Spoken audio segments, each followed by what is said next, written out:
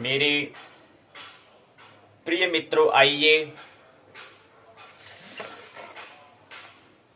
26 नवंबर 2020 भूमंच ज्योतिष पाठशाला स्वाध्याय दिवस 75वां 75 दिवस होगा। 25, 50 और 75। 25 को सिल्वर, 100 साल को गोल्ड, 75 को जुबली डायमंड। 25, 25, 25, 100 के 4 भाग होते हैं। मनोविज्ञान का पहला दिवस, साइकोलॉजी का, संगणक प्रौद्योगिकी का 34वां दिवस में आइए प्रवेश करें। पाठशाला के 2 भाग होते हैं, ये हम जानते हैं। पहला भाग पाठ्यचर्या प्रश्न उत्तर चर्चा, दूसरा है पाठ्यक्रम पाठ्य चर्चा, पाठ्यचर्या और पाठ्य चर्चा। उदय सूर्योदय 6:45, 6:45 से 7:45, 7:45 से 8:45, 8:45 यानी कि 2:30, 2:30, 2:30 हो चुका है, अर्थात 2.5 घंटा हो चुका है। आइए हम भी दैनिक कार्य में आइए हम भी संलग्न हुए, जुट जाएं, अपने कर्तव्य को दायित्व को पूर्ण करें। स्वाध्याय दैनिक कार्य के अंतर्गत आता है स्वाध्याय। आइए स्वाध्याय में प्रवेश करें। और अस्त तो वही जो कल हो रहा था, 15:14, 17:14 नहीं होगा अस्त, ये हमें ख्याल रहे। तो आइए प्रवेश करें। उससे पहले कुछ जानकारी ले लेते हैं, उसके बाद फिर हम पाठशाला के पहले भाग को समझेंगे, उसके बाद पाठशाला के दूसरे भाग को समझेंगे। उससे पहले कुछ जानकारी, महत्वपूर्ण जानकारी है, उस पर ध्यान देंगे और समझने का प्रयास करेंगे।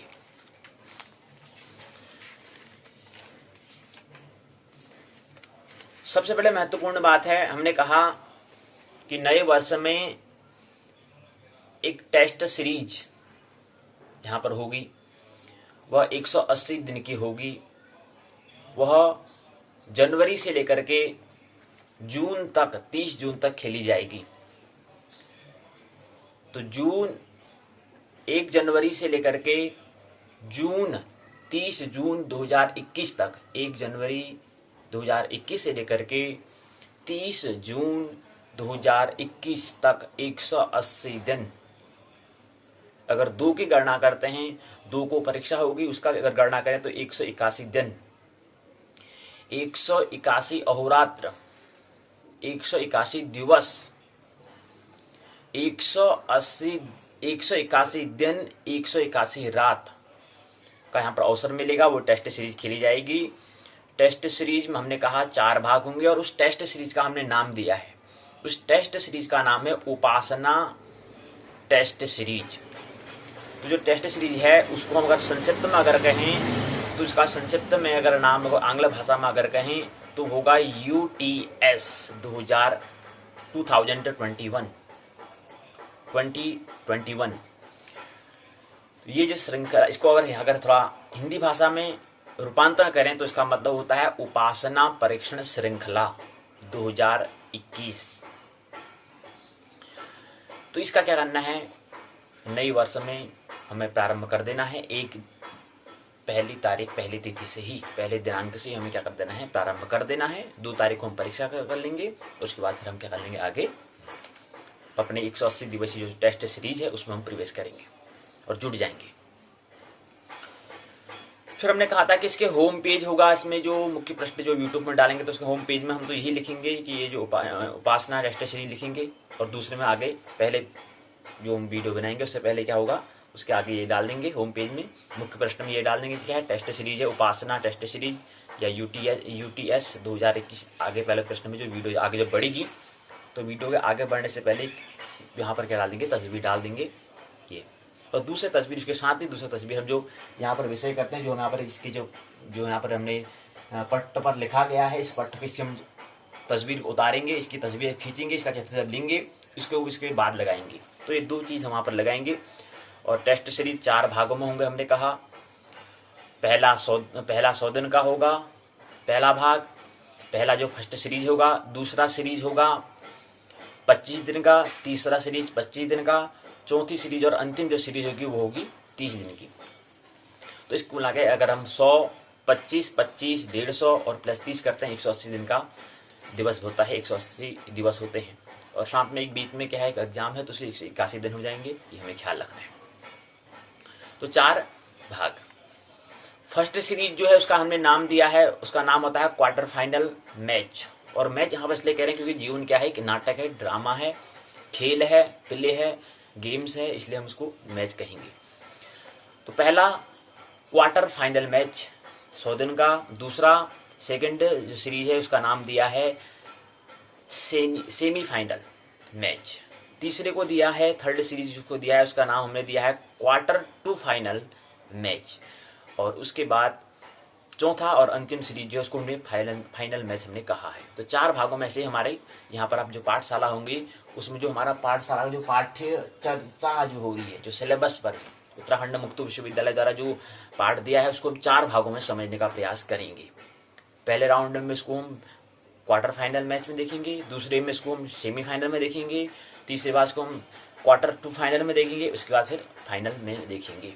तो सिलेबस को जो पाठ्यक्रम को 4 राउंड में इसको देखेंगे, 4 बार इसको देखेंगे, पुनरावृत्ति करेंगे। पहली बार में समझ में थोड़ा बहुत आएगा तो हम ये मान के चलते हैं कि पहली बार में हमको 25% बात ख्याल में आती है।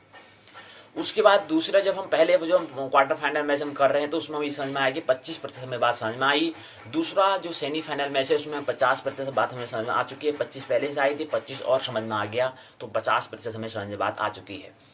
उसके बाद फिर थर्ड सीरीज में हम कहेंगे फिर 25% फिर हमें और समझ में बात आ चुकी है। तो तीनों का अगर योग कर देते हैं 25, 25, 25 तो 75% बात हमें समझ में आ जाती है। ये हम सोच लेकर बढ़ेंगे। उसके बाद अंतिम सीरीज जो होगा उसको हम फाइनल मैच कह रहे हैं, तो हम इसमें ये लेकर चलेंगे कि 25% बात में और हमें समझ में आ चुकी है। तो इस प्रकार से 100% की हम यहाँ पर बात कर रहे हैं 4 राउंड में।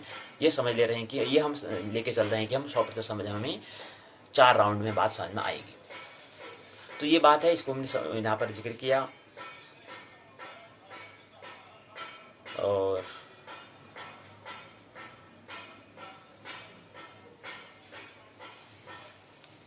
ये चीज है।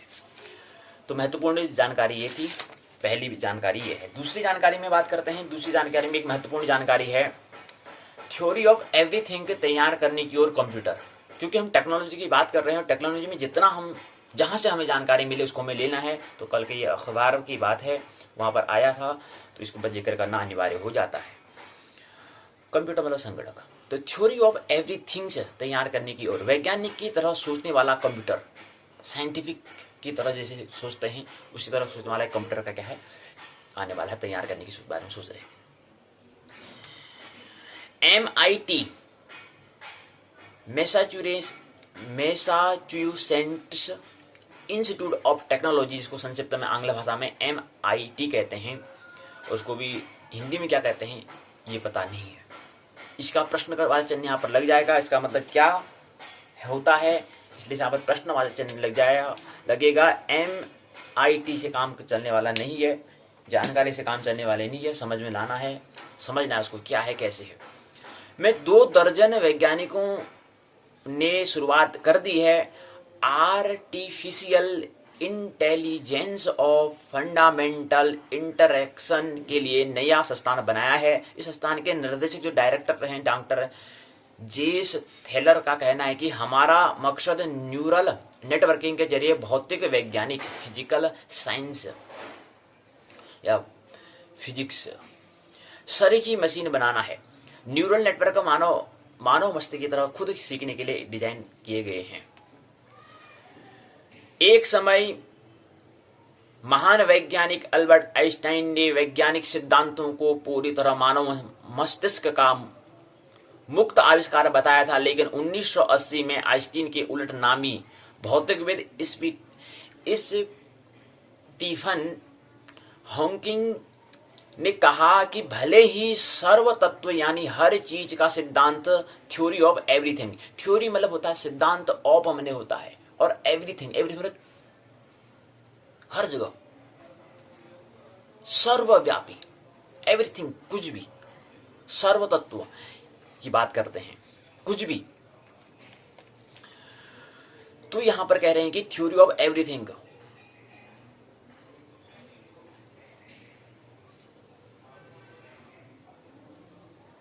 क्या कहते हैं भौगोलिक इस स्टीफन हॉकिंग ने कहा कि भले ही सर्वतत्व यानी हर चीज का सिद्धांत, थ्योरी ऑफ एवरीथिंग का मतलब होता है, ये आंग्ल भाषा में थ्योरी ऑफ एवरीथिंग है, इसका मतलब होता है कि हर चीज का सिद्धांत इंसान खोज ले, लेकिन इन्हें परिष्कृत कंप्यूटर ही करेंगे। इनको क्या करेंगे? परिष्कृत कंप्यूटर अर्थात संगणक इनके उपकरण ही करेंगे, इनके पदार्थ करेगा, कहने मतलब है। जानकारों का कहना है कि भले ही थ्योरी ऑफ एवरीथिंग, हर चीज का सिद्धांत अभी दूर दूर तक हमारे सामने न हो, पर संगणकों अर्थात कंप्यूटरों के जिस तरह मानव जीवन के बड़े बड़े कार्यों पर कब्जा बनाया है, उसके चलते वह दिन दूर नहीं है जब इस दुनिया में आइंस्टीन या हॉकिंग सरीखे वैज्ञानिकों से आगे निकल जाएंगे। इस दिशा में वैज्ञानिक साइंटिस्ट ऐसी लर्निंग मशीनें बनाने में जुटे हैं जो किसी भौतिक वैज्ञानिक, फिजिक्स साइंटिस्ट की तरह सोच कर बड़े सिद्धांत को जन्म दे सकती है, थ्योरी को जन्म दे सकती है। डीप माइंड, अल्फागो जैसे कंप्यूटर संगणक प्रोग्राम इंसान को गो और शतरंज जैसे खेलों में हराने के नए नए तरीके खोजते रहेंगे। ऐसे में वैज्ञानिक का मानना है कि किसी दिन ये लर्निंग मशीनें विशाल खगोलीय देखरेख से लेकर मूलभूत कणों की पहचान या फिर बाह्य सौर मंडल में अन्य गैलेक्सी, अन्य मंदाकिनी तक पहुंचने के लिए वर्म होल की खोज जैसे काम भी कर सकते हैं। जबरदस्त समाधान देने में सक्षम प्रोजेक्ट से जुड़े वैज्ञानिकों का कहना है कि हम इन कंप्यूटरों के जरिए भौतिकी फिजिक्स के सभी प्रकार के नए नियमों की खोज की उम्मीद कर रहे हैं। उनके द्वारा भौतिक के नियमों का पुनराविष्कार हम पहले ही देख चुके हैं। मित्र डॉक्टर थेलर का कहना है कि अगर हम बहुत स्पष्ट लक्ष्य कंप्यूटर संगणक द्वारा समझी जाने वाली भाषा में परिभाषित कर दें तो आर्टिफिशियल इंटेलिजेंस जबरदस्त समाधान दे सकती है। अर्थात ये क्या है? मैटर की बात कर रहे हैं, पदार्थ की बात कर रहे हैं, टेक्नोलॉजी की बात, प्रकृति की बात। लेकिन ब्रह्म प्रकृति में कुछ नहीं हो जाए, कितना ही कुछ आ जाए, ब्रह्म में कुछ भी नहीं होता है परिवर्तन, वहां कोई भी चेंजेस नहीं होता है। अगली जानकारी है बिल गेट्स को पछाड़ एलन मस्क बने दुनिया के सबसे बड़े अमीर। वानसिंग गठन से आता है। टेस्ला कंपनी के प्रमुख और अरबपति एलन मस्क ने माइक्रोसॉफ्ट के संस्थापक बिल गेट्स को दुनिया के दूसरे सबसे बड़े अमीर शख्स की पदवी में से पछाड़ दिया है। 49 वर्षीय मस्क बीते 2 सप्ताह में ही 5वें नंबर से दूसरे पर आ गए हैं। उनकी नेटवर्थ 7.2 अरब डॉलर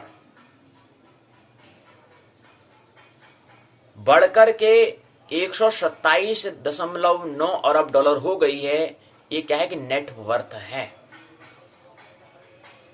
इनकी संपत्ति, प्रॉपर्टी। यह वृद्धि उनकी कंपनी टेस्ला के शेयरों में हुई भारी उछाल की वजह से हुई है।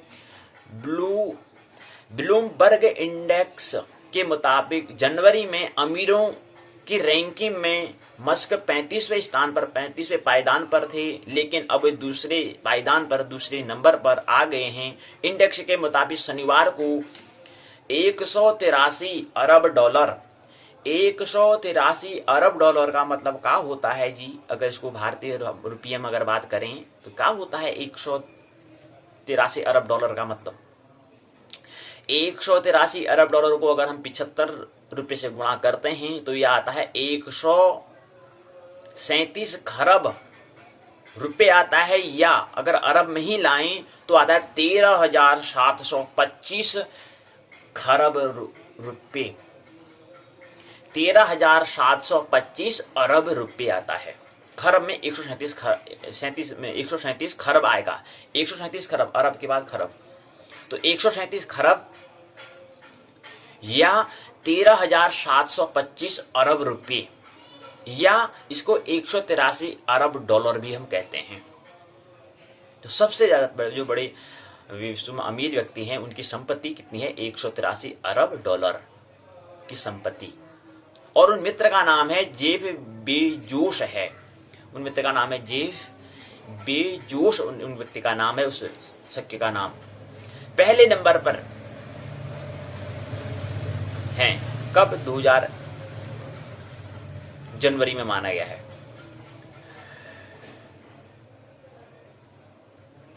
उसके बाद 128 अरब डॉलर के साथ बिल गेट्स दूसरे नंबर पर थे, लेकिन अब क्या हो गया? परिवर्तन हो गया, जहां पर एलन मस्क आ गए हैं 105 अरब डॉलर के साथ। कौन सा आगे? चौथे नंबर पर अनार्ड आगे चुके हैं चौथे नंबर पर। पहले नंबर पर कौन हो गया? पहले नंबर पर 183 अरब डॉलर के साथ जेफ बेजोस हैं। दूसरे नंबर पर एलन मस्क आ चुके हैं, जो 127.9 अरब रुपए 127.9 अरब डॉलर के साथ दूसरे पायदान पर। तीसरे पायदान पर हमारे बिल गेट्स हो गए हैं। चौथे पायदान पर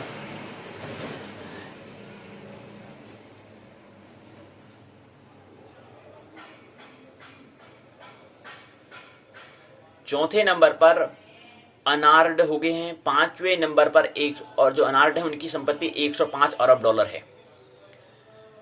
183 अरब डॉलर, 127.9 अरब डॉलर,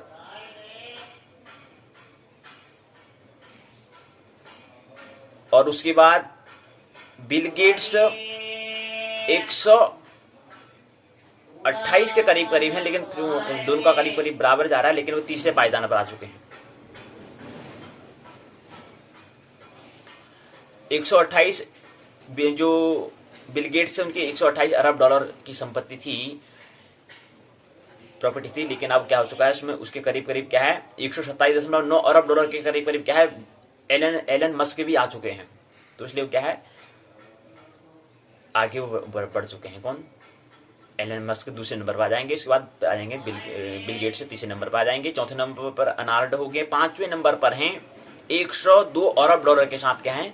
पांचवें नंबर पर मार्क जुकरबर्ग हैं, पांचवें नंबर पर। तो ये हमें ख्याल रखना है। पहला आंकड़ा है 183 अरब डॉलर की संपत्ति, मित्र का नाम है जेफ बेजोस। दूसरे व्यक्ति हैं 128, अगर हम 128 अरब डॉलर क्या थी? बिल गेट्स की संपत्ति थी। हो सकता है इसमें कुछ कमी आ गई हो सकता है 127.9 अरब डॉलर क्या है? एलन मस्क का है। हो सकता है 126 अरब डॉलर हो चुका हो, तो उससे कम है कहने का मतलब है।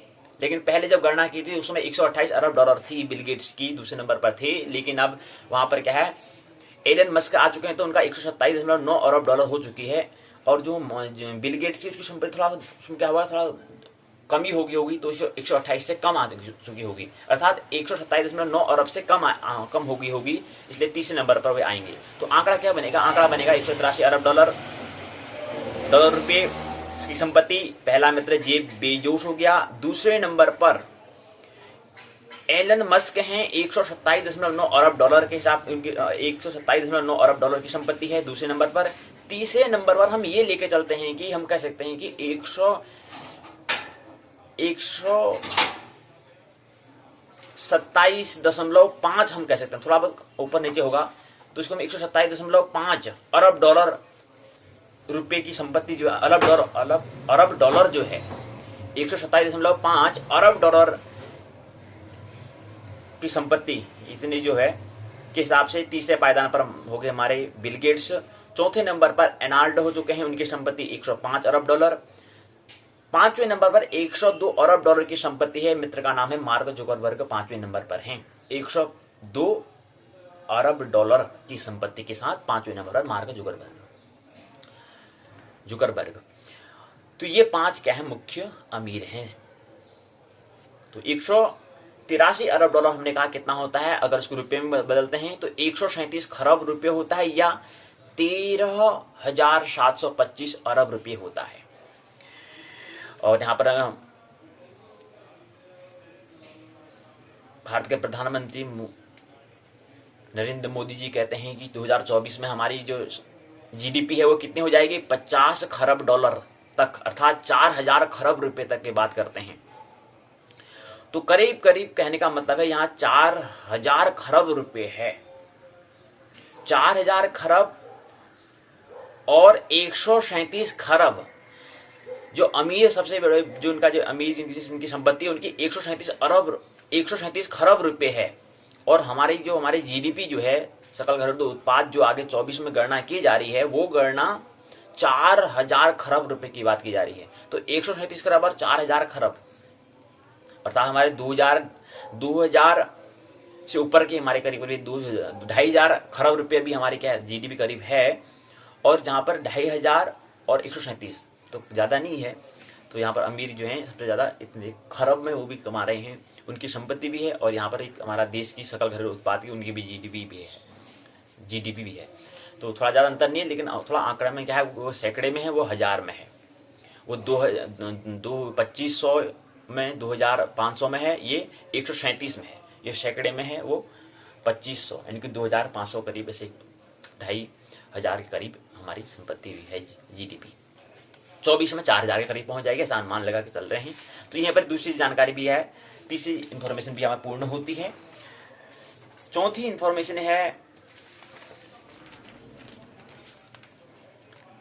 शहनाइयां बजेंगी, डोलियां सजेंगी, पुलिस की नजर में रहेंगी। 1321 शादियों को पुलिस ने दी अब तक अनुमति। हल्द्वानी में एक हफ्ते में 965 शादियां होंगी। एक हफ्ते में 965 शादियां, जहां पर मुखानी में सबसे ज्यादा 553 शादियां की अनुमति प्रदान की गई है। हल्द्वानी कोतवाली ने 245, काड़ूदाम पुलिस ने 160, बनभूलपुरा पुलिस ने 7 शादियों की अनुमति दी। लालुका पुलिस ने 307, कालाढूंगी पुलिस ने 1 और चोरगिल्ला पुलिस ने 47 शादियों की अनुमति दी। तो कुल मिलाकर शादियों की 1321 शादियों को पुलिस ने दी अब तक अनुमति। और हल्द्वानी में क्या है, एक हफ्ते में 965, और जिसमें मुखानी में सबसे ज्यादा 553 शादियों की अनुमति प्रदान की गई है। तो यहाँ पर एक मित्र कहते हैं, कारोबारी उत्साहित हैं। ज्योतिष आचार्य डॉक्टर रविंद्र चंद्र जोशी ने बताया कि आज बहुत बड़ा लग्न है, जो कल की इंफॉर्मेशन है, ये बहुत बड़ा लग्न है। शहर के अधिकतर पंडित भी क्या है, बुक हैं कह रहे हैं। तो ये जानकारी सूचना के बाद, तो यहीं पर क्या है, 4 सूचनाएं पूर्ण हो जाती हैं। आइए पाठशाला के पहले भाग में आइए प्रवेश करें।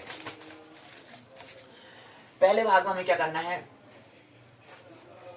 हम इंफॉर्मेशन कम्युनिकेशन टेक्नोलॉजी, सूचना संचार प्रौद्योगिकी को समझने का हम प्रयास कर रहे हैं। इसमें मुख्य प्रकरण आज हम दृश्य और श्रव्य यंत्र, जो डिवाइसेस होते हैं उस पर हम, उपकरण जो होते हैं, यंत्र जो होते हैं, जो मशीन जो हैं, उन पर हम बात करेंगे। श्रव्य और दृश्य, तो ये मुख्य प्रकरण रहेगा। मेन टॉपिक हमारा ये है। इसके अंतर्गत हम 5 चरणों में कुछ बातों को समझने का प्रयास करेंगे। पहले चरण में हम इससे परिचय होंगे। उसके बाद द्वितीय चरण में ऑडियो कॉन्फ्रेंसिंग क्या होता है, इसको समझेंगे। तीसरे चरण में कॉन्फ्रेंसिंग के क्या बेनिफिट्स हैं, क्या लिमिटेशंस हैं, क्या फायदे हैं, क्या इसके लिमिट सीमा है, इसको समझने का प्रयास तीसरे चरण में। चौथे चरण में वीडियो कॉन्फ्रेंसिंग क्या होता है, इसको समझेंगे। 5वें चरण में टेली कॉन्फ्रेंसिंग, उसको समझने का प्रयास करेंगे। और दृश्य और श्रव्य का मतलब ये होता है ऐसा, जैसे टेलीविजन जो है, टीवी जो हम कहते हैं, टेलीविजन यानी कि टेली मतलब जो दूर का जो दर्शन कराए वो टेलीविजन है, लेकिन वो क्या है, श्रव्य भी है और दृश्य भी है। उसमें हम देखते भी हैं और वो सुनाई भी देता है, और जो तस्वीर है, चित्र जो है, वो भी हमें दिखाई भी देता है। तो इसलिए कौन सा कैसा यंत्र है, कैसा डिवाइस है, वो एक क्या है, श्रव्य दृश्य यंत्र है। जैसे रेडियो है, रेडियो क्या है, केवल श्रव्य है, उसमें कोई हमें चित्र दिखाई नहीं देता है, केवल हमें आवाज सुनाई देती है बस, इसलिए वो श्रव्य है। लेकिन हम यहाँ पर श्रव्य दृश्य दोनों उपकरणों को समझने का हम प्रयास यहाँ पर करेंगे। श्रव्य क्या होता है, श्रव्य यंत्र कौन सा है, ऑडियो, श्रव्य में होता है ऑडियो और दृश्य में होता है वीडियो। तो दृश्य मतलब होता है वीडियो और श्रव्य का मतलब होता है ऑडियो और वीडियो। जैसे टीवी क्या है, टेलीविजन क्या है, टीवी टेलीविजन जो है वो क्या है, श्रव्य दृश्य। ऑडियो वीडियो ही क्या है, दोनों से युक्त एक डिवाइस है। उसमें ऑडियो भी होता है, मतलब चित्र भी, आवाज भी आती है, और वीडियो भी होता है। इसमें जो कोई पिक्चर जो है वो हमें दिखाई भी देती है, यंत्र है। और इसके बाद यहाँ पर एक शब्द आता है, हमने कहा कि ऑडियो का मतलब क्या होता है, श्रव्य होता है, और वीडियो का मतलब होता है दृश्य। अब यहाँ पर एक बात आती है कि ऑडियो श्रव्य दृश्य यंत्र जो डिवाइसेस हो गया उसका हम यहाँ पर पहले चरण में परिचय होंगे। दूसरे चरण में यहाँ पर हम क्या करेंगे, कॉन्फ्रेंसिंग करेंगे। तो कॉन्फ्रेंसिंग जो है जो हम बता रहे हैं क्या है, कॉन्फ्रेंसिंग जो है वो कॉन्फ्रेंसिंग शब्द से मिलकर बना हुआ है। इसका मतलब होता है वार्तालाप करना या सम्मेलन करना या चर्चा करना, उसको कहते हैं कॉन्फ्रेंसिंग करना। अब किसके माध्यम से, वो माध्यम कैसा है, वो माध्यम ऑडियो भी हो सकता है, वो माध्यम वीडियो भी हो सकता है, वो माध्यम ऑडियो वीडियो भी हो सकता है। वो केवल श्रव्य के सुनने के माध्यम से भी जो वार्तालाप जो चर्चा हम जो कर रहे हैं वो केवल सुनाई भी देता है। वो ऐसा यंत्र, ऐसा उपकरण होगा जो कि उसके माध्यम से केवल हमें सुनाई दे रहा होगा, ऐसा जो यंत्र जो उपकरण है। और ऐसा उपकरण भी हो सकता है वो इसमें चित्र भी हमें दिखाई दे रहा होगा, दृश्य भी हमें दिखाई दे रहा होगा, और आवाज भी और श्रव्य भी सुनाई भी दे रहा होगा, ऐसा हो सकता है वो उपकरण पर। उदाहरण के लिए रेडियो और टेलीविजन यही उदाहरण बता रहे हैं। अब जैसे यहाँ पर यूट्यूब में है, यूट्यूब में क्या हो रहा है, यूट्यूब में हमें सुनाई भी, श्रव्य भी हो रहा है और दृश्य भी हो रहा है, दोनों चीज यहाँ पर हो रही है। तो इसलिए कौन सा है, श्रव्य दृश्य यंत्र के अंतर्गत आ जाएगा। यानी कि जो फोन है इसको हम कह रहे हैं, जो चलवाणी है क्या है, श्रव्य दृश्य यंत्र है, डिवाइसेस है, उपकरण है या मशीन है, यंत्र है। तो ये हमने बताया। अब यहाँ पर ऑडियो का मतलब तो समझ में आ गया, वीडियो समझ में आ गया, लेकिन यहाँ पर टेली का मतलब यहाँ पर लिखा है। टेली का मतलब एक शब्द आपने सुना होगा, टेलीस्कोप होता है। टेली का मतलब होता है दूर, स्कोप मतलब होता है क्षेत्र, जो दूर के क्षेत्र को जो हमें दिखाए वो टेलीस्कोप। जैसे होता है ना दूर दूर खगोल पिंड है, वहां पर टेलीस्कोप के द्वारा देखे दूर का क्षेत्र को भी दिखा देता है। इतना दूर जो हमारा क्या खगोल पिंड है उसको भी दिखा देता है, उसको भी दिखाने का काम टेलीस्कोप करता है।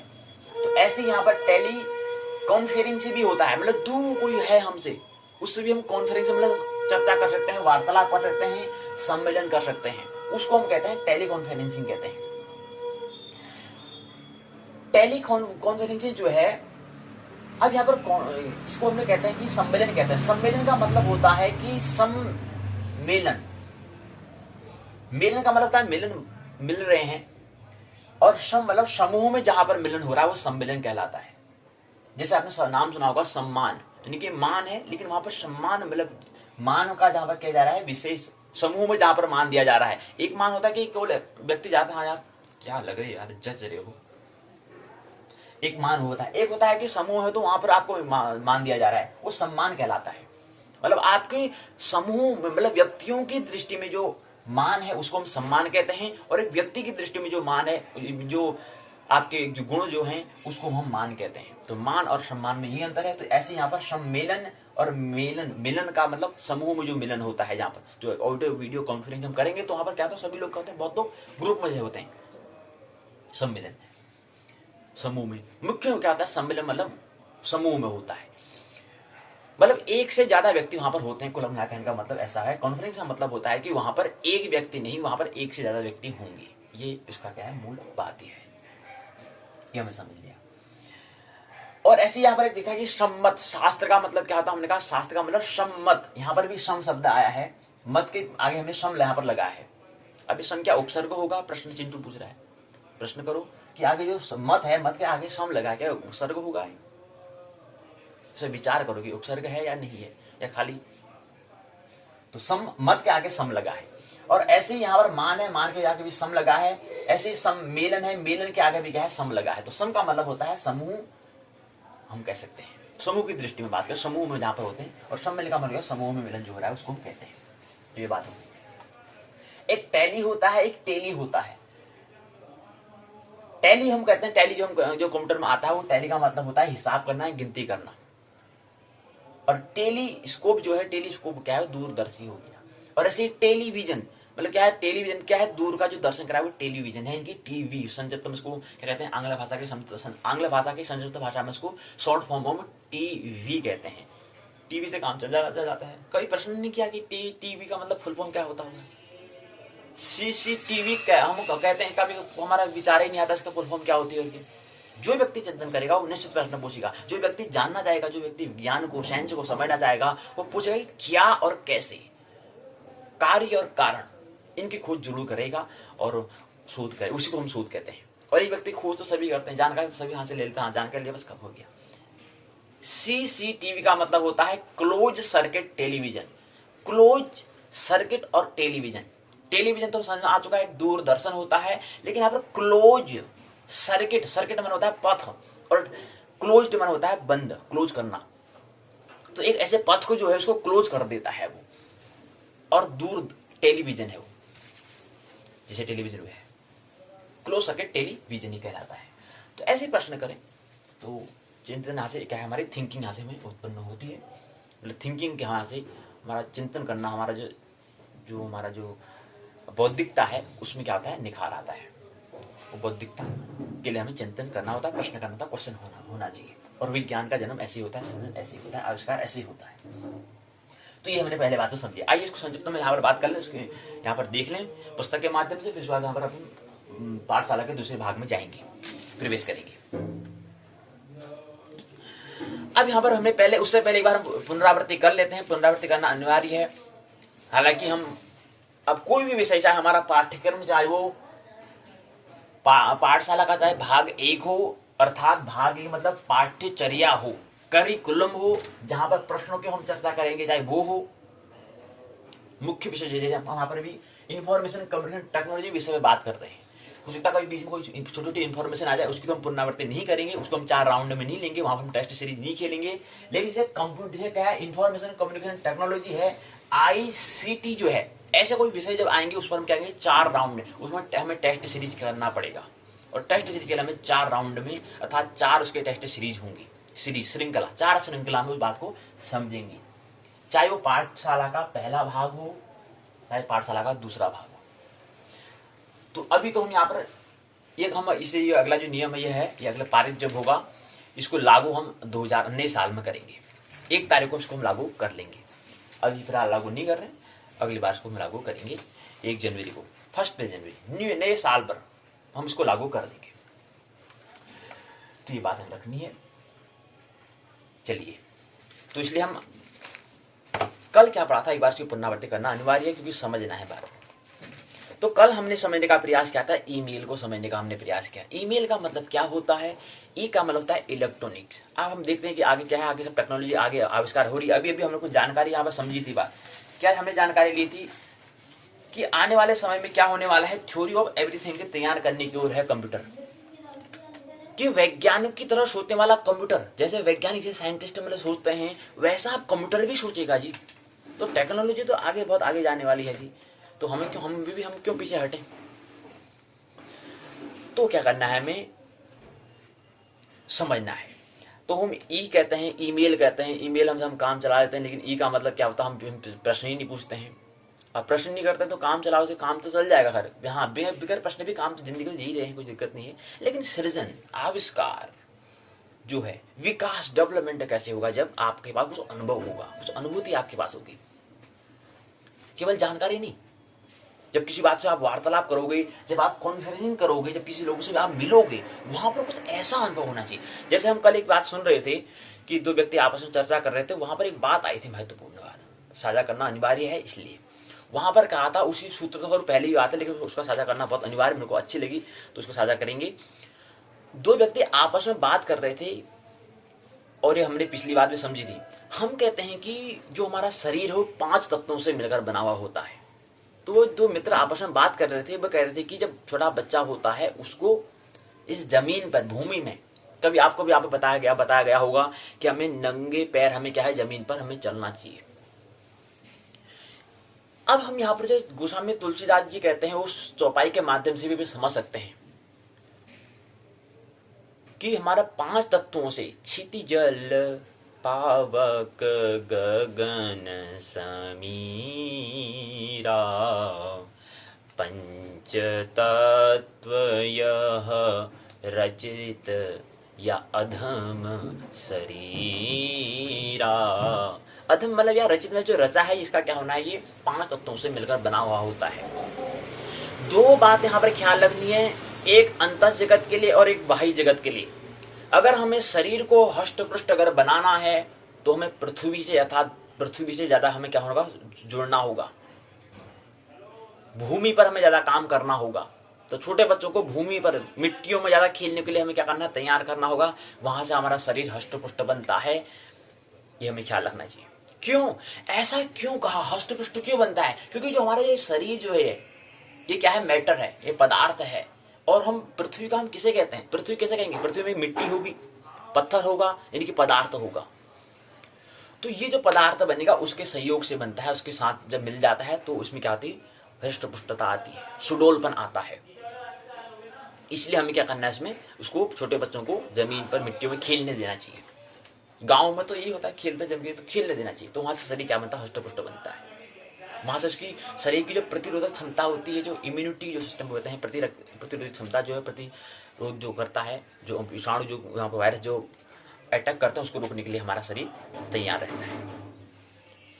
लेकिन ये बात क्या थी, ये तो केवल बाह्य जगत की बात है, लेकिन अंतस जगत में जाने के लिए उतना ही हमें क्या करना पड़ेगा, पृथ्वी से संबंधों को तोड़ना पड़ेगा।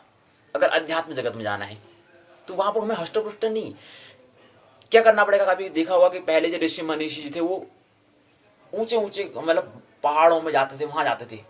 वो ऊंचा जाना मतलब क्या है, या कोई कभी एक मित्र कहते हैं कि वो ध्यान करने के लिए वृक्ष में चढ़ते थे, वृक्ष में चढ़ के ध्यान करने वाले थे। तो मतलब पृथ्वी से ज्यादा उसका क्या हो, संबंध कम हो, जो उसका गुरुत्वाकर्षण जो पृथ्वी जो उसका है, ग्रेविटेशन जो है, गुरुत्वाकर्षण जो है, जो कशिश है उसका कम हो, उसमें क्या हो, हमारा शरीर में प्रभाव पड़े, ताकि हम अंतस जगत में प्रवेश कर पाए।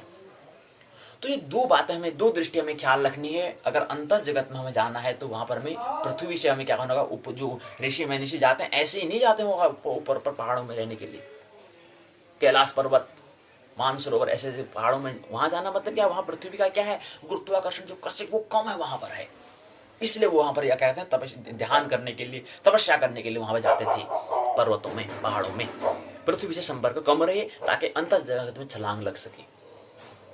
और दूसरी बात क्या है, दूसरी जो हमारा अगर फिजिक अपना शरीर को अगर बनाना है तो उसको हमें क्या करना है, भूमि से, पृथ्वी से करना होगा। और कभी कभी जो गोस्वामी तुलसीदास जी ये चौपाई जो कही है, इस पर खूब मंथन करना चाहिए, खूब चिंतन करना चाहिए। कभी आपने पृथ्वी हम कहते हैं, इस चौपाई का हम पुनरावृत्ति कितनी बार कर लेते हैं, मस्तिष्क में हमारा कंठस्थ हो चुका है ये चौपाई हमको, लेकिन इस पर हम विचार नहीं करते हैं। क्षिति, जल हमारा शरीर में, पावक, गगन, समीरा,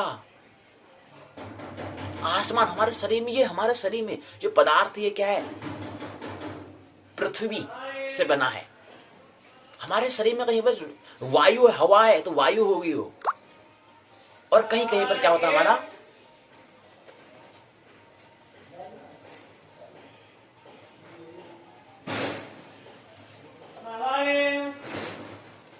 कहीं कहीं पर हमारे शरीर में क्या होगा, अग्नि, एनर्जी, कहीं कहीं पर हमारे जो शरीर है वहां पर कहीं रिक्त स्थान भी होगा, वो रहा आकाश। इन 5 तत्वों से हमारा शरीर मिला है, ये 5 तत्वों में फिर क्या हो जाएगा, विलीन हो जाएगा। ये लेकिन बात तो प्रकृति की है, ये प्रकृति तल की बात है।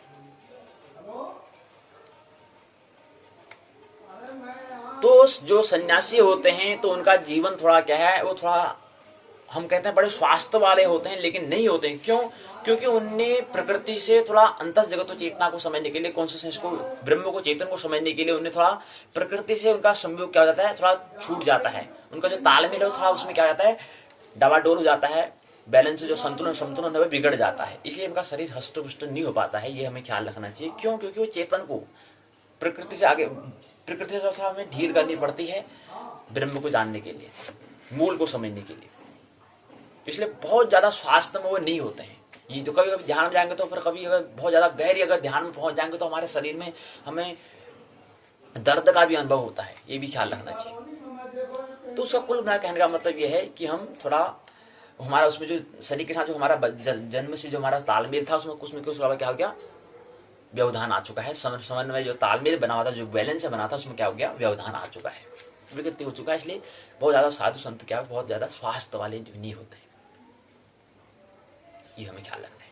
तो ये पृथ्वी बनाने के लिए यह कल बात थी, तो हमें ख्याल रखना चाहिए। तो ऐसे ही कभी कभी वार्तालाप जब करते तो अपना अंदर कुछ ऐसे हमारे पास स्किल, हमारे पास ऐसा हुनर होना चाहिए, जब किसी दूसरे को बात करने का, कॉन्फ्रेंस करने का, वार्तालाप करने का, चर्चा करने का मौका मिलता है तो वहां पर कुछ ऐसा अनुभव साझा किया जाए। तो कल ऐसे 2 मित्र आपस में बात कर रहे तो हमें कान में पड़ी, तो इसलिए हमें लगा कि साझा करना चाहिए, और साझा करना अनिवार्य है। कि जो अनुभव हो रहा है उसको साझा कर दो, शेयर कर दो। ये माध्यम है यूट्यूब द्वार, बीजेपी स्वाध्याय यूट्यूब द्वार में साझा कर दो। ऐसे जो भी अनुभव है साझा कर देना चाहिए, जो परमात्मा दे रहा है उसको साझा कर दो।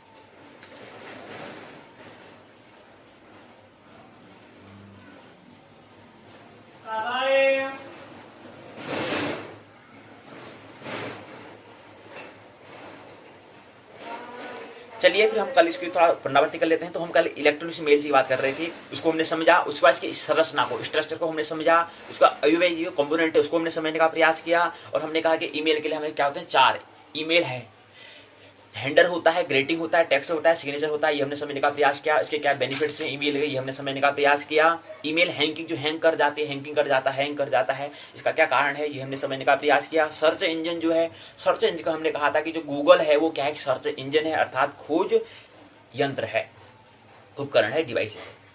उसके बाद हमने कहा था कि शिक्षण अधिगमन जो हमारा जो टीचिंग और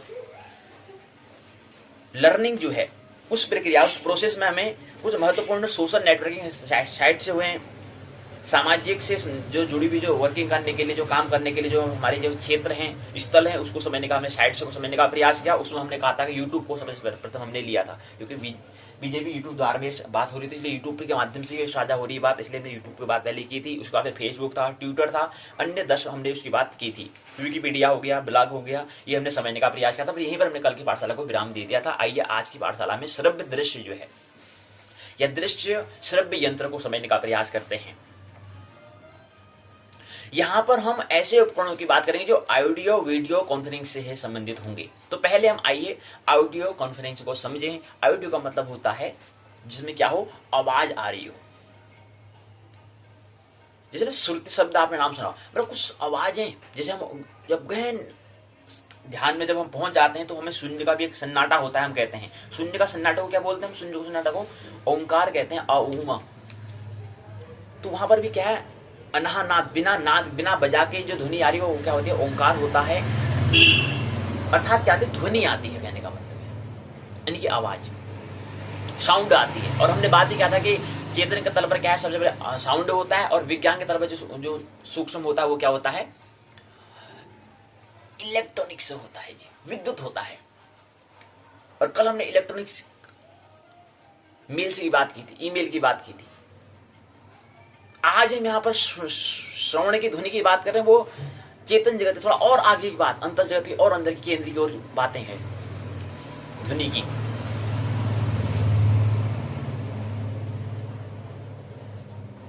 जो इलेक्ट्रॉन, जो विद्युत है, इलेक्ट्रिसिटी है, उसके आगे फिर क्या है, आगे के उसके केंद्र की ओर और क्या है, सेंटर की ओर क्या है, आगे फिर साउंड होती है, ध्वनि होती है। तो जहां पर ध्वनि आ रही हो उसको हम कहेंगे।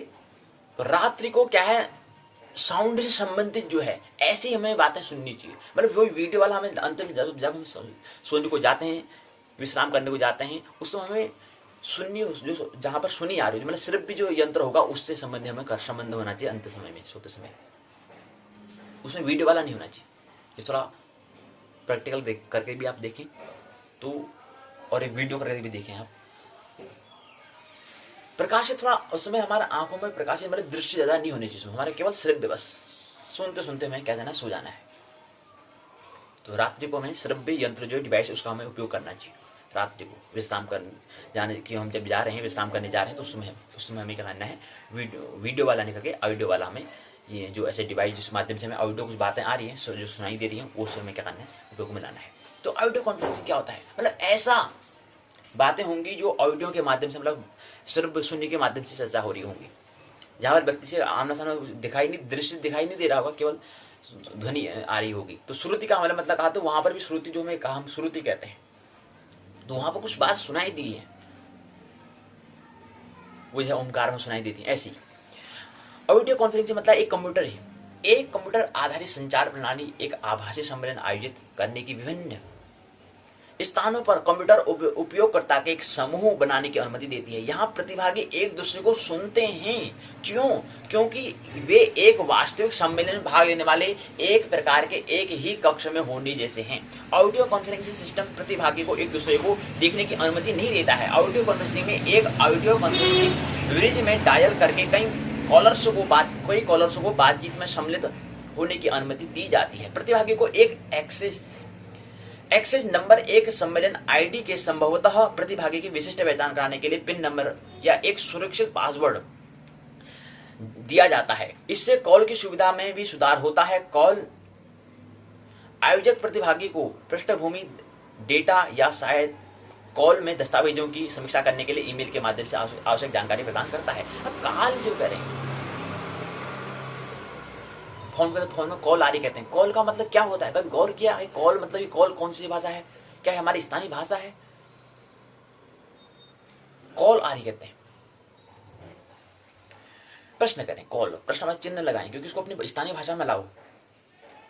व्यवसाय के लिए क्या है, वहां पर हम इसको ऑडियो कॉन्फ्रेंसिंग की हम बात करते हैं। वहां पर जो बड़े बड़े डायरेक्टर होते हैं वो करते हैं अपने सभी व्यक्तियों से, आगे जो नीचे जो मैनेजर है उनसे बात करने के लिए आप वहां पर कर सकते हैं। या विश्वविद्यालय में ऑडियो कॉन्फ्रेंसिंग होती है, वहां पर हम देख सकते हैं जिनको ऑडियो कॉन्फ्रेंसिंग के कुछ बेनिफिट्स होते हैं। ये बेनिफिट्स को समझ लें। पहला बेनिफिट से पहला लाभ तो ये होता है कि ऑडियो कॉन्फ्रेंसिंग से क्या होता है, उपकरण मितव्ययी संचार है। इसमें क्या है, उपकरण मितव्ययी संचार है। दूसरा, इसमें सरलता से और सुलभ से मिल जाता है। सरलता से, और इसमें क्या है, हमें सरलता होती है, सुलभ मिल जाता है और सुलभ होता है हमको, सरल और सुलभ। तीसरा होता है बहुत समय भी। इसमें क्या होता है, अगर हम कहीं जाने में अगर जाएंगे, फिर स्कूल जाएंगे, विद्यालय जाएंगे, फिर वहां पढ़ाएंगे, जाने में इतना समय जो व्यतीत होगा, इतना जाने में जो समय हमारा जा रहा है, मतलब समय जो खर्च हो रहा है, उससे हम बच सकते हैं। घर से भी ऑडियो के माध्यम से भी बना करके भेज सकते हैं। तो ये इसके बेनिफिट्स हैं। हानि भी होती है, लिमिटेशन भी है, इसकी सीमा भी है। पहला आता है संचार केवल मौखिक होता है। इसमें देखना, चित्र दिखाई नहीं देता, इसमें केवल मौखिक होगा। वहां पर हमें दृश्य दिखाई नहीं दे रहा होगा। और सदैव बैठकर, आपको सदैव बैठकर केंद्रित नहीं रख सकता। आपको फिर उठना बैठना पड़ेगा क्योंकि आवाज कोई दृश्य दिखाई नहीं रहा था, वहां पर मन को तो कुछ मनोरंजन हो नहीं रहा है, तो इसलिए वहां पर आप बैठ कर नहीं सुन सकते हैं। हालांकि ये तो व्यक्ति की तैयारी पर निर्भर करेगा, ऐसी बात नहीं है, ये पूर्ण बात सत्य नहीं है जी। लेकिन फिर भी अधिकतर अगर औसतन कहें तो अधिकतर लोग इसको एक जगह बैठ कर नहीं सुन सकते हैं। क्योंकि वहां पर जो आंख का काम जो है, वहां पर उसका काम नहीं हो रहा है। वहां पर तो केवल अधिक कान का यहाँ पर प्रयोग किया जा रहा है, उसका ज्यादा उपयोग हो रहा है। आंख तो कुछ ज्यादा हो ही नहीं रहा है, तो वहां पर नींद भी आ सकती है। तो एक जगह बैठ के काम नहीं हो सकता है, इसलिए श्रव्य वाला में दूसरी इसकी लिमिटेशन ये है। तीसरी है गुणवत्ता विश्वसनीय नहीं है इसकी गुणवत्ता, ये इसकी लिमिटेशन है। लाभ तो बहुत लोगों को मिलता है, जिसने साधना कर ली हो तो उसको तो उसके माध्यम से और अच्छा लगता है। क्यों? क्योंकि देखता है कि मनोरंजन ज्यादा है, कुछ नहीं है। श्रव्य में क्या है, कुछ बातें आएंगी तो वहाँ इमेज अपने कुछ नहीं बनती है, वहाँ बन बनाई इमेज, कुछ छवि हमें नहीं बनती है। वीडियो में क्या होता है, बन बनाई हमें छवि मिल जाती है, उससे बना के कर लेते हैं हम। वहाँ कोई हमें ज्यादा मेहनत करने की आवश्यकता नहीं होती है, क्योंकि वहाँ चित्र में बन बनाए मिल जा रहा है। लेकिन ऑडियो में हमें थोड़ा जब सुन रहे होते हैं, उस समय कुछ इमेज, कुछ छवि हमारी बनती है। और कहीं आपसे कहो कि सूर्य निकल रहा है, कल्पना करो सूर्य निकला, हाँ देखो यहाँ सूर्य निकल रहा है, पहाड़ हैं, ऐसे इमेजिन करो, आपसे कहेंगे तो आपकी छवि बनेगी वहां पर। लेकिन वीडियो में ऐसा नहीं होता है, तो इसलिए इसको लिमिटेशन कह रहे हैं। लेकिन हालांकि बेनिफिट इससे मिलता है कि हम सुनेंगे तो सुनने से हमारी इमेज बननी चाहिए।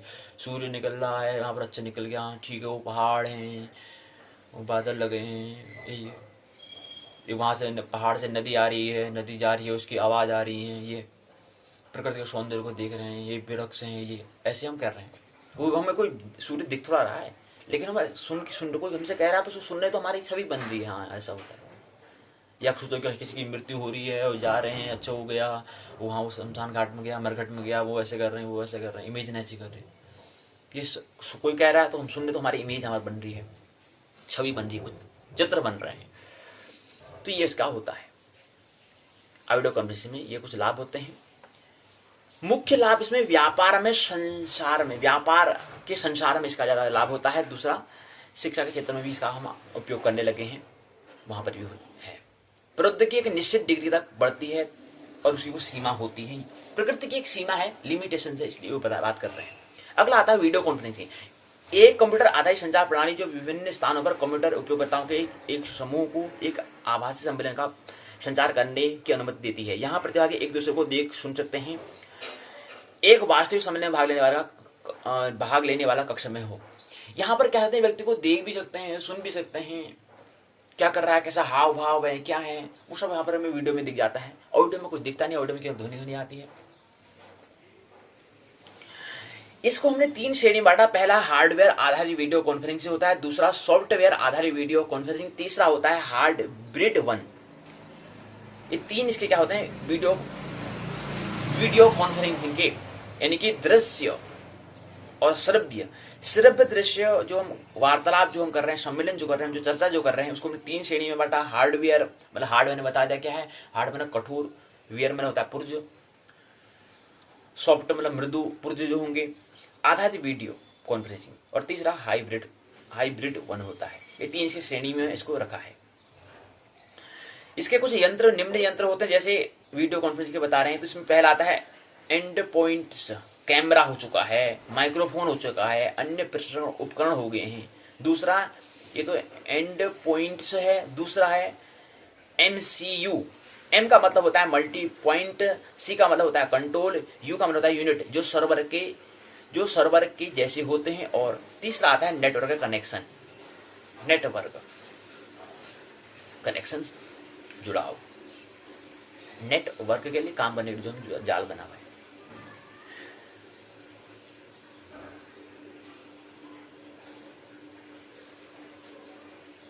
और वीडियो कॉन्फ्रेंसिंग क्या होता है, इसके तकनीक से, प्रौद्योगिकी से सर्वर प्रत्येक प्रतिभाग को वीडियो स्ट्रीम का एक सेट भेज सकता है, ताकि विभिन्न स्थानों पर लोगों को अनुकूल आवाज और चित्र, आवाज भी सुनाई दे, चित्र भी, इसको तस्वीर वहां पर दिखाई दे, दोनों चीज यहाँ पर प्राप्त हो सकते हैं। इसके माध्यम से वीडियो स्ट्रीम का एक सेट भेजा जा सकता है। उसमें एक सेट भेज दिया, ताकि विभिन्न स्थानों पर क्या हो, लोगों को अनुमति, उसकी आवाज मिले, अनुकूल आवाज मिले, और एक चित्र उनको मिले, यानी कि दृश्य भी हो वहां पर और चित्र भी, यानी कि श्रव्य भी हो रहा हो। तीसरा आता है टेली कॉन्फ्रेंसिंग। टेली मतलब दूर की कॉन्फ्रेंस, जो हम दूर की जो चर्चाएं करते हैं उसके लिए बात करते हैं। तो विभिन्न स्थानों प्रतिभागियों के साथ टेलीफोन अर्थात ऑडियो कॉन्फ्रेंस। अब टेलीफोन जो हम कह रहे हैं, टेलीफोन क्या है, कौन सा कॉन्फ्रेंस हो रही है टेलीफोन से, हम बात तो करते हैं, कम्युनिकेशन कर रहे हैं, लेकिन क्या हो रहा है वहां पर, क्या हमको एक दूसरे को देख पा रहे हैं, तो कौन सी श्रेणी में आता है, तो टेलीफोन जो वो ऑडियो कॉन्फ्रेंसिंग आ रहा है। वहां पर जो हम कॉन्फ्रेंस जो हम कर रहे हैं, जो वहां पर बात कर रहे हैं, जो हम चर्चा कर रहे हैं, जो हम वहां सम्मेलन कर रहे हैं, जो हम चर्चा कर रहे हैं, गपशप मार रहे हैं या बात कर रहे हैं, तो वहां पर एक दूसरे को जो बातें साझा कर रहे हैं, वो क्या हो रहा है, ऑडियो के माध्यम से हो रहा है, केवल सुनाई दे रहे हैं हमको, वो चित्र उसके वो हमें, इसका जो चित्र है वो हमें दिखाई नहीं देता है, तस्वीर हमें दिखाई नहीं देती है। वीडियो में क्या होता है, वीडियो कॉन्फ्रेंस के माध्यम से क्या होता है, एक आभासी सम्मेलन हो सकता है, वहां पर एक दूसरे आपस में क्या होता है, हमें एक दूसरे हमें तस्वीर, चित्र दिखाई देता है और सुनाई भी देता है। तो टेली कॉन्फ्रेंसिंग में क्या होता है, टेली कॉन्फ्रेंसिंग में टेलीफोन और वीडियो के माध्यम से एक आभासी सम्मेलन। अब टेली जो फोन है उसको हम कहते हैं यहाँ पर चल वाणी, इसलिए तो उसको हमने कहा चल वाणी, यानी कि वाणी चल भाई, यानी कि जो आवाज है वाणी मतलब ध्वनि जो साउंड है वो चल रही है वहां पर केवल, इसलिए उसको हमने चल वाणी, केवल क्या चल रहा है वहां पर, ध्वनि चल रही है, अर्थात वहां पर क्या हो रहा है, सुनना, श्रवण हो रहा है, ध्वनि चल रही है, अर्थात ध्वनि का फिर क्या हो रहा है, श्रवण हो रहा है, इसलिए हमने इसको चलवाणी कहा। टेलीफोन को फोन का मतलब, और वीडियो में क्या होता है, चलचित्र, मुख्य रूप से क्या चित्र होते हैं, चलवाणी इसलिए वहां पर, क्योंकि ऑडियो में क्या है, चलवाणी वहां पर ध्वनि क्या सुनाई दे रही है, लेकिन यहाँ पर क्या, इसको अलग करने के लिए चलवाणी भी हो सकता है, और साथ में दृश्य, यानी कि चलचित्र इसको हम कहते हैं मुख्य रूप से, पिक्चर, वीडियो। तो यहां पर टेली कॉन्फ्रेंस का मतलब होता है कि दूर का, टेली का भी जो हम कॉन्फ्रेंसिंग कर सकते हैं। तो टेलीफोन्स और वीडियो के माध्यम से एक आभासी सम्मेलन हो सकता है, UNHER की व्यवसाय आदि के लिए इसको हम प्रयोग करते हैं। जैसे कि हम माइक्रोसॉफ्ट लेंस हम करते हैं, और सिस्को वेब एक्स आदि का हम उपयोग करते हैं। ये क्या है, टेली कॉन्फ्रेंसिंग है। कॉन्फ्रेंसिंग मतलब होता है वार्तालाप करना, संचार करना, बातें करना, और टेली मतलब दूर जो बातें हो रही हो, चर्चाएं हो रही, जो सम्मेलन हो रहा है उसका, वहां पर ध्वनि भी आ रही हुई है, दूर हैं, लेकिन टेली कॉन्फ्रेंसिंग हो रही है, मतलब दूर भी है, वहां पर सुनाई भी दे रहा है, दृश्य भी हो रहा है, तो ये बातें आती है। तो यहीं पर क्या है, पाठशाला को विराम देते हैं। कल हम महत्वपूर्ण शब्दावली हम उसको लेने का प्रयास करेंगे कल की पाठशाला में, और आज की पाठशाला को यहीं पर हम विराम देते हैं। दूसरी पाठशाला का दूसरा भाग है पाठ्यक्रम पाठ्य चर्चा। अब यहाँ पर नए विषय पर हम यहाँ पर प्रवेश कर रहे हैं। संस्कृत साहित्य के हमने 33 दिवसीय पाठशाला में 31 दिन पूर्ण हो चुके थे, कल पूर्ण हो चुका है। 31, 32 और 33 2 दिन और शेष रह जाते हैं। और 2 दिन में हमने कहा 2 दिन में हम एक दिन, जब जैसे 21 दिसंबर 2020 को हम क्या करेंगे, सुंदरकांड जो है 100वीं पाठशाला होगी, तो 100वीं पाठशाला में सुंदरकांड का यहाँ पर आयोजन करेंगे पाठशाला के भाग 2 में, पाठ्यक्रम में। परमात्मा का भी आभार प्रकट करना है उसके लिए। 100वीं पाठशाला एक सप्ताह हो रहा है तो इसलिए। और फिर एक दिन वहां पर हो जाएगा, एक दिन हमारा परीक्षा है 5 दिसंबर को, तो वहां पर दोनों मिलाकर 31 बाद 32 33, तो 33 दिन की पाठशाला ऐसे पूर्ण हो जाएगी संस्कृत की। फिर आगे यहाँ पर क्रम आएगा, आज से मनोविज्ञान प्रारंभ हो चुका है, तो फिर मनोविज्ञान का क्रम आया वहां पर शुरू हो जाएगा। लेकिन बीच में क्या है, थोड़ा जो हमारे इस साल में जो हमारे कितने बचे दिन हमारे पास 36 और रात्र शेष हैं अब इस वर्ष के 2020 के केवल 36 दिन हमारे पास बचे हैं। तो 36 दिन में हमारे 33 दिन तो वहां पर हो जाएंगे, कहां पर, मनोविज्ञान में। और मनोविज्ञान में भी ख्याल रखना, मनोविज्ञान में 32 होंगे, एक 33वां कहां हो जाएगा, एक 33वां हमारे साल के दूसरे दिन में 2 जनवरी को होगा, तो वहां पर उसका परीक्षा हो जाएगी। तो 32 दिन तो यहाँ पर इस साल में ले लेंगे 32 दिन, और एक दिन को कहां पर ले लेंगे, साल के दूसरे दिन, साल का दूसरा दिन की 2 जनवरी को लेने की, तो यहाँ पर मिलाकर 33 दिन की पाठशाला पूर्ण हो जाएगी। तो यहाँ पर क्या है, 36 दिन में तो यहाँ पर 32 दिन ये हो जाएंगे, फिर 2 दिन यहाँ पर फिर बच जाते हैं। तो 2 दिन में हम क्या करेंगे, एक दिन तो अंतिम दिन हमने फट्टे बट्टे की हमने बात की थी, वहाँ पर क्या होगा, सांस्कृतिक प्रोग्राम हो जाएगा। वो सांस्कृतिक प्रोग्राम करें, जो कार्यक्रम करें, वो प्रोग्राम एक दिन का न होकर 2 दिन का हो जाएगा, अर्थात 30 दिसंबर और 31 दिसंबर 2020 इनकी 2 दिवसीय क्या हो जाएगी, सांस्कृतिक कार्यक्रम हो जाएगा। बस ये बात हमें ख्याल रखना है। बाकी हमने कहा कैसे मेंटेन करना है, कैसे हमको ये मनोविज्ञान है उसके पहले प्रश्न पत्र और दूसरे प्रश्न पत्र को कैसे हमें एडजस्ट करना है, कैसे व्यवस्थित करना है, वो यहाँ पर दिखा रखा है। 33 दिन के मनोविज्ञान पर चर्चा करेंगे, तो इसमें एक दिन तो परीक्षा का हो जाएगा, वो 5 दिसंबर 2020 को हो जाएगा, एक दिन यहाँ से ले गया। एक और एक 2 दिन महोत्सव कार्यक्रम होगा, 36 दिन हो गए। अब यहाँ पर एक और एक दिन महोत्सव कार्यक्रम कह रहे हैं, लेकिन यहाँ पर एक और यहाँ पर 2, इनकी 3 दिन का महोत्सव कार्यक्रम हो जाएगा। क्यों?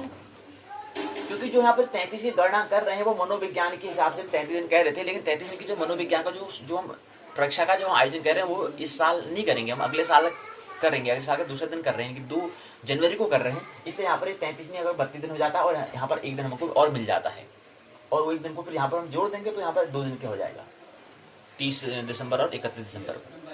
31 को हमारा प्रोग्राम होगा, लेकिन 2 दिन सांस्कृतिक प्रोग्राम कर लेंगे, यहाँ पर 2 दिन का हमें अवसर मिल जाएगा, इसलिए तो ये ऐसा हो जाएगा। तो उसमें 18 2 दिन की हमने क्या करेंगे, प्रश्न पत्र की हम बात कर रहे हैं, तो 18 दूना 36 ये होगी, इसका हमने बताया टोटल बना रहे हैं। अब 18 बता रहे हैं कि 18 कैसे होगा,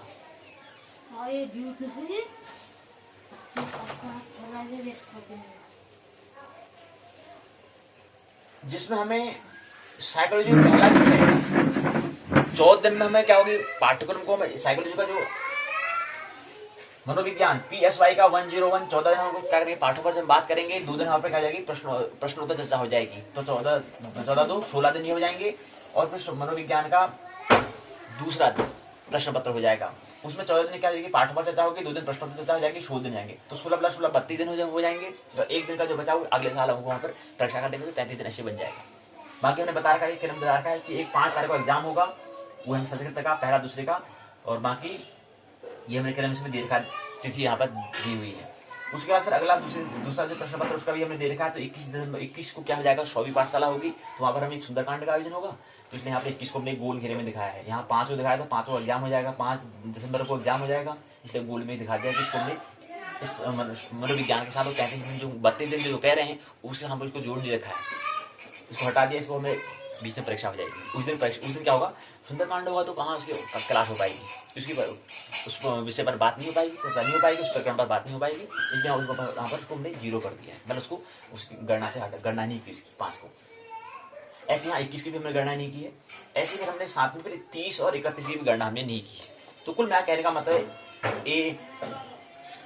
21 दिसंबर 30 दिसंबर और 31 दिसंबर 3 दिन क्या होंगे, 3 दिन महोत्सव कार्यक्रम हो जाएंगे, जिसमें एक दिन सुंदरकांड होगा 21 दिसंबर को, और 30 और 31 को क्या होगा, सांस्कृतिक कार्यक्रम होंगे। 2 दिवसीय कार्यक्रम हो जाएगा। तो ये बात समझें। बस इस वर्ष हमारे केवल 3 दिन हमको उत्सव कार्यक्रम होगा। उत्सव मनाने का तो हमें 3 दिन का अवसर मिलेगा, कहने का मतलब ये है। तो 3 दिन उत्सव कार्यक्रम होंगे, उसको लेने का प्रयास करेंगे।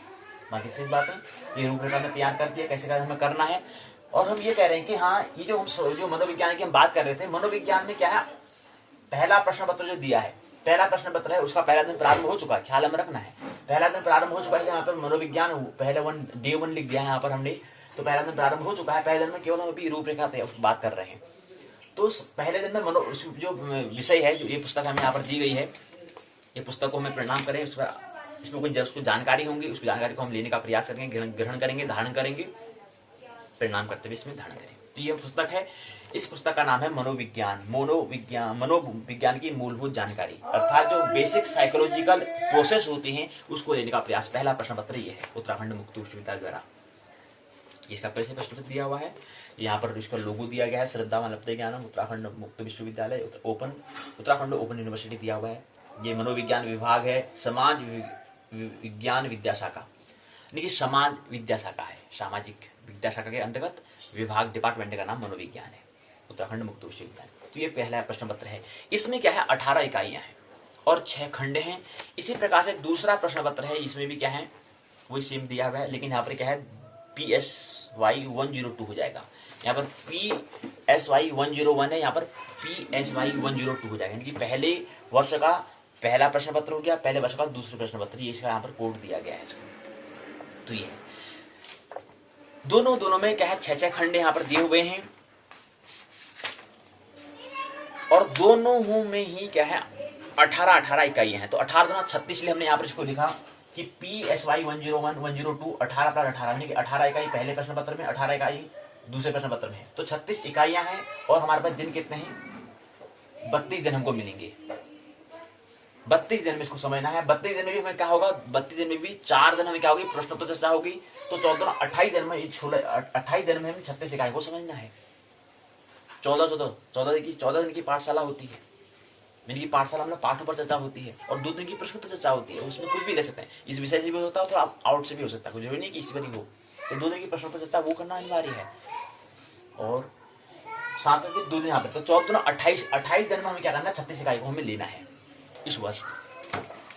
बस ये कुछ जानकारी है, ये हमें ख्याल रखनी है। कल से हम क्या करेंगे, पहले प्रश्न पत्र, पहला जो इसका इकाई है उस इकाई पर बात करना प्रारंभ कर देंगे। यूनिट्स जो दी हुई है, इस विषय जो है, उस प्रकरण जो दिया होगा उस प्रकरण पर बात करना प्रारंभ कर देंगे। मानना नहीं है, जानना है, आनंद बहुत से पूरा जीवन जीना है।